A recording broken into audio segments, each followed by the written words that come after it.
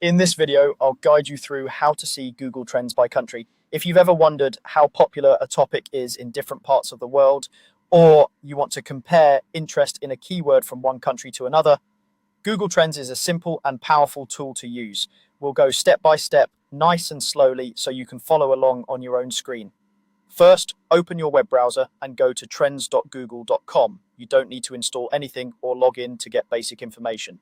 Just type trends.google.com into the address bar and hit enter. You should see the Google Trends homepage, which usually shows some current trending topics and a search bar right at the top. Next, we're going to search for a keyword. This is the topic or phrase you want to analyze.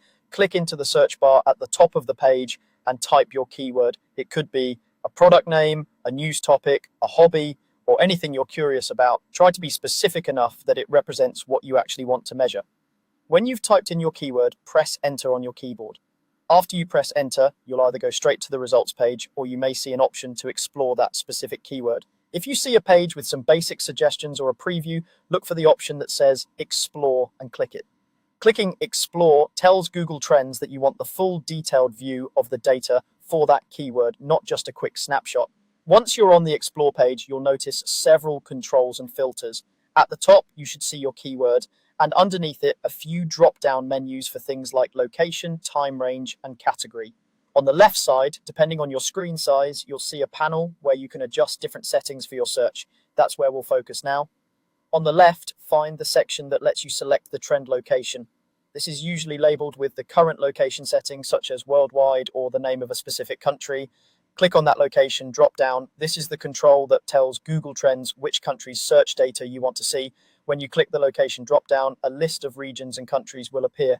Now, simply select the country you're interested in. You can scroll through the list or start typing the name of the country to find it faster. Once you click the country name, the charts and data on the page will automatically update to reflect search interest for your keyword in that specific country.